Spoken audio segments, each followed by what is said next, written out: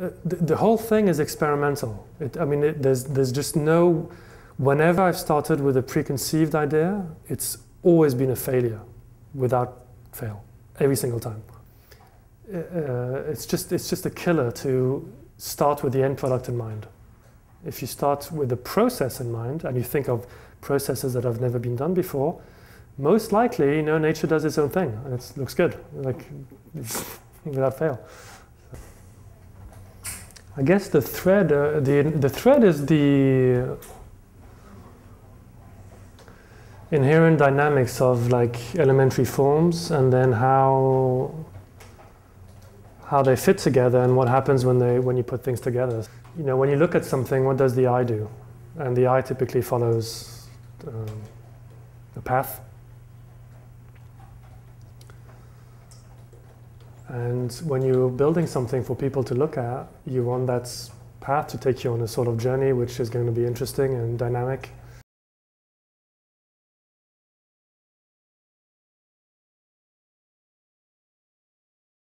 I start with individual forms like this white piece or the blue piece. And I try to think about what dynamics they have on their own. They're created independently.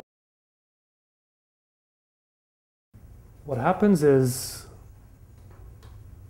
you start thinking about the plane and lines and you start thinking about these things, and then you think, okay, well, this is one way I could do things, but you don't know what's going to happen. You just do it. You bend it, you turn it, you twist it. You start with something, but you have no, basically you have no idea where you're going. I'm sorry, you busy? Mm-hmm. Yeah?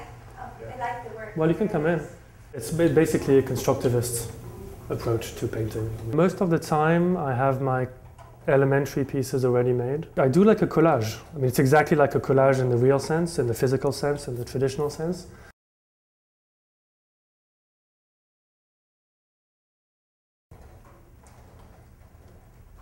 There are a million different variations in what the eye wants to do when it's looking at something.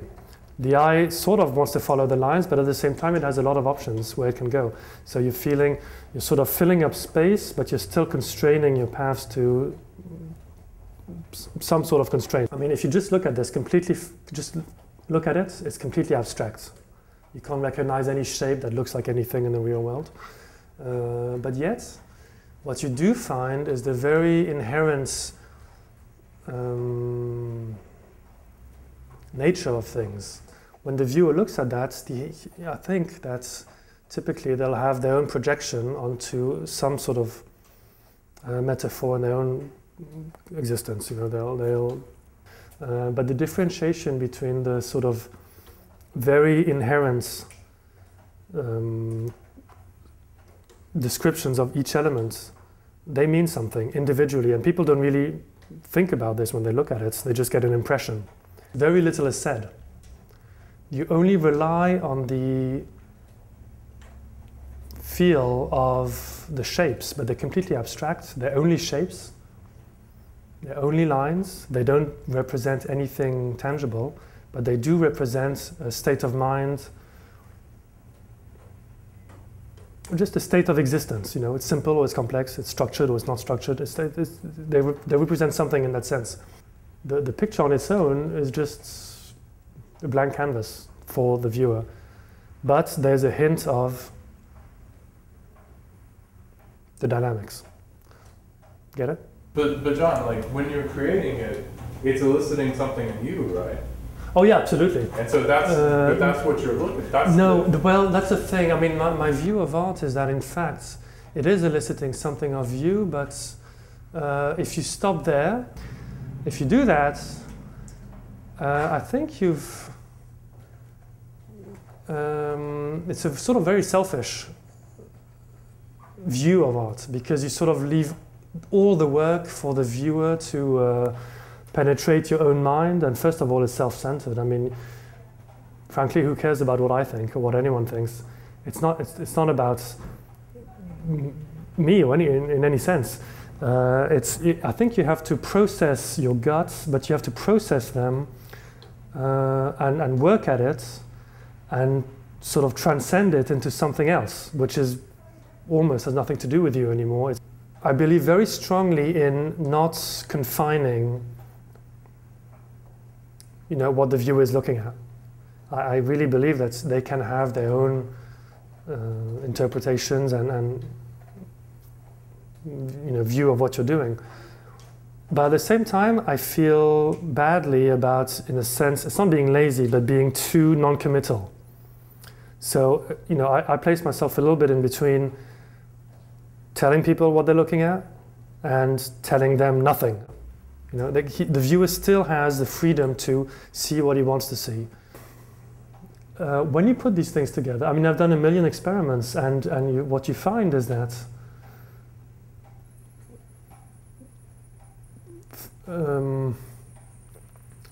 topologies talk to each other, and all said and done, they have a meaning.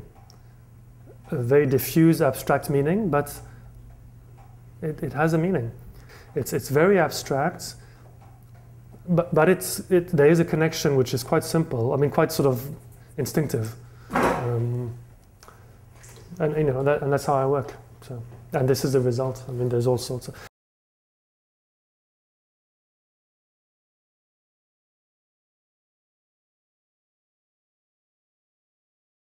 A lot of people think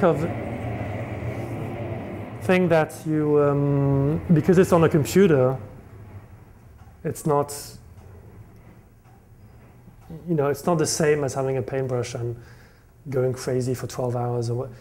It's different, but it doesn't matter. It's not so different actually. The tools are different, but in fact you do. Metaphysically, it's a very powerful experience. So, it goes on. I think a lot of people are. It changes their perception of this work when they find out that it was printed, like from a computer. Yes. What do you make of that?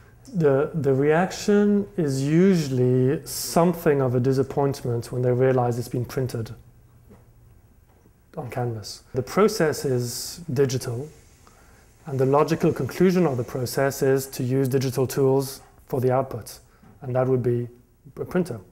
But for me, there's also just a matter of what can I do, and I can't. I can't. There's a practical thing of you have things on your computer, and somehow you want to get them out in the real world. Yeah. I'm quite interested in getting these into a more physical medium. Stencils would be one way of doing it, which I like. Sculptures would be even better.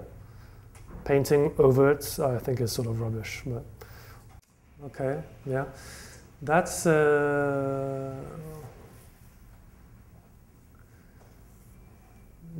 think the very fundamental reason is that I find I heard an artist once. I don't know who she was, but I heard an artist once say that someone asked her, "Why do you do art?" and she said, "Well, it's the only way I found to be free." The boundaries of your brain, they don't exist. They're only self-imposed, or they've been taught to you, but you can unlearn them. And so this for me, this whole thing has been an experience in how you let go of those things and you just follow a process wherever it takes you.